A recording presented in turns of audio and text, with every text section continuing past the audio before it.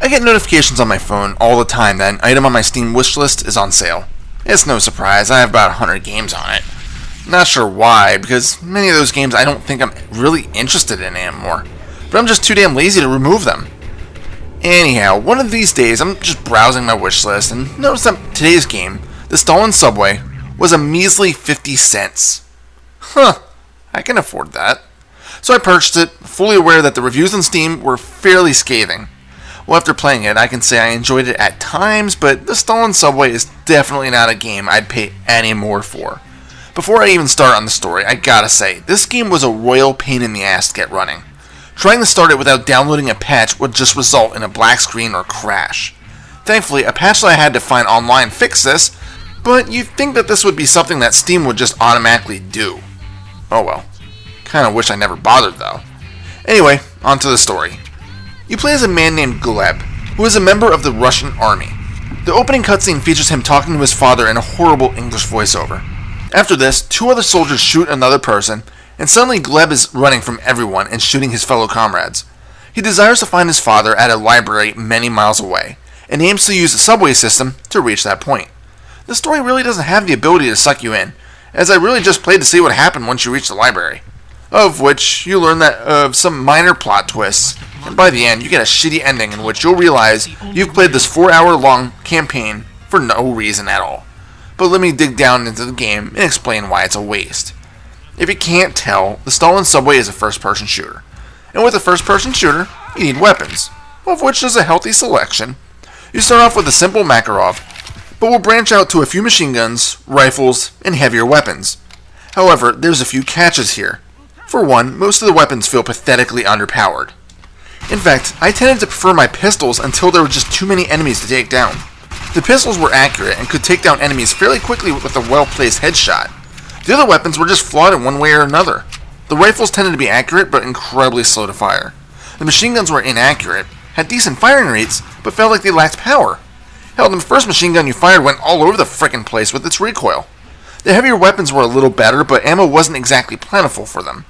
But overall, I tended to prefer the pistols when possible. At least until I got the AK-47, which happened to either fire in 3-round bursts, or full auto if you held down the trigger longer. 3-round bursts on an AK? Okay then.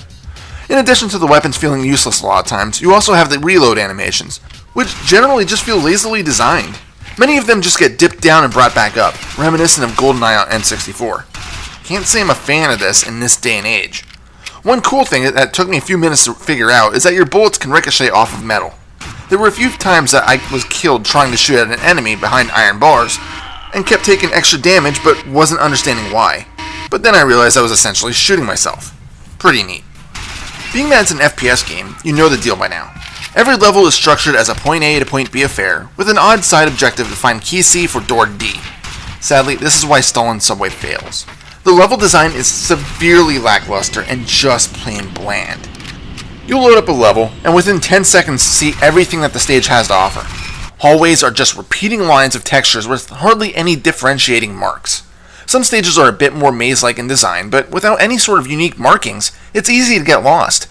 Hell, there were a few stages where I thought I was running in circles, but I really wasn't, because the level geometry was identical to an earlier part of the stage. In addition, some of the environments are a bit on the buggy side. Many stages require you to open doors or flip switches, but the game doesn't always notify you of which doors or switches can be interacted with.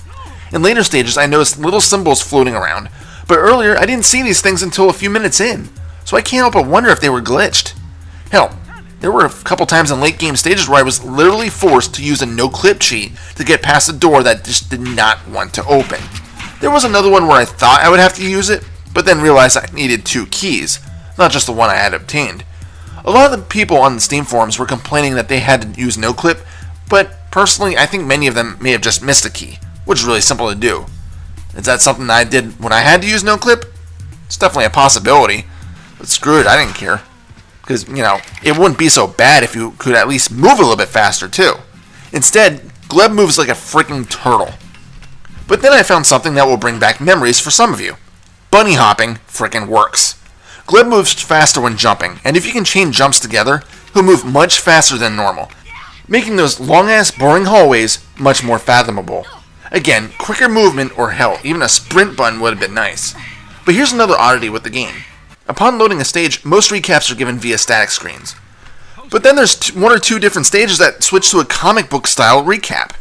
Okay, maybe we're trying to mimic Max Payne for a bit, but that's when we switch back to the previous single screen narration bit after these graphic novel panels. What's the point of this? You'd think that they would just pick a style and stick with it, but that's not the case here. Actually, this shift occurs in one of the train stages, which is another problem with the game. This is actually coupled with the bland level design. For those who have played Blood 2, you'll remember the occasional boring train stages. Yeah, fun at first, but then the second or third were like, really? This again? Side note, I would show footage, but my Windows 7 PC isn't working right now, and trying to run Blood 2 on Windows 10 and get video capture of it is not something I want to fight with right now. But anyway, the Stalin subway attempts to rival Blood 2 with its boring train rides. Not 1, not 2, not even 3, but 4 damn train rides, each with a slightly different take on the mission. But I think all of them requiring you to run to the end of the train, shooting the bad guys, flipping a switch of some sort, and then running back to the head car. Even the first stage of this sort isn't very interesting, but to make matters worse, all of these stages require you to navigate more boring stages that take place in the subway areas. And don't think about trying to get topside, as there's literally invulnerable soldiers with heavy weaponry that will turn you into Swiss cheese. Another specific stage I want to mention is the sewer levels, as there's two oddities that I found that I want to talk about. For one, the steam coming out of the pipes can hurt you. There were several times that I felt like the hitboxes were way off though. I felt that I was definitely out of range of the steam, yet it still did some pretty massive burning to my health. There's no other way that I know of to get around this either, so I feel like there's no other option than to just run through it and take the damage and hope you don't die.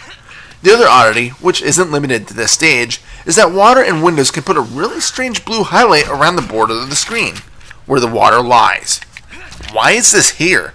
How did this kind of stuff pass quality control? Oh, right, there probably was none. I should really talk about the enemy AI, too. There's 2 levels for it. You have as dumb as a rock and aimbotting scumbags. Some enemies won't notice you until you're breathing on their neck. Others will turn fire as soon as they hear you blink your eyes. For the latter, it makes gunplay very difficult, especially when you have the lackluster weapon set that you're given. There were points that the combat was literally trial and error, quick save and quick load affairs. Because this kind of thing bores me since there's no real challenge, only luck, I chose to enable God mode. Do I like doing that on an original playthrough? Absolutely not. But I also don't like to play a game quick saving and quick loading every 5 seconds. In addition to shooting all the soldiers, there's a few innocent bystanders that can be attacked. You can notice who they are, since they're always cowering somewhere, hunched over like a nuke is ready to be dropped on their ass. If you shoot one, you're not immediately penalized. But you see these boxes here? If you get 3 of them, which means 3 civilians were shot by your hand, it's immediate game over. Time to reload. Let's see, what else do we got here? How about the music? It's actually pretty catchy for the most part, and like older FPS games, it normally plays straight through a stage. Most of it isn't repeated, sadly, but what exists is fairly good and stuff you'd expect for this style of game. But like everything in the Stalin subway, there's gotta be a problem with it. And here, it's the fact that you have to load your game. Sometimes the music won't kick back in. You just play with the sound effects. Again, something a little QC would have probably caught. But then again, did the developers really care, or were they just cranking out a game to make money quick? And overall, that's what the Stalin subway feels like. A quick cash grab. It's buggy, with me falling through the frickin' door a couple times, if it even wants to open at all. It's badly designed, evident in the stages themselves. It's not fun to shoot people since the guns suck ass. If you're looking through Steam and see the description and the price and think, this game looks fairly interesting, don't. None of these bullet points are really accurate, other than maybe the 300 boxes you can destroy. Seriously, pass on the Stalin subway, as the name sums it up perfectly. It stalls in every aspect. Ha! I made a pun. Final score? 4 out of 10. This is Reaper. Happy fragging.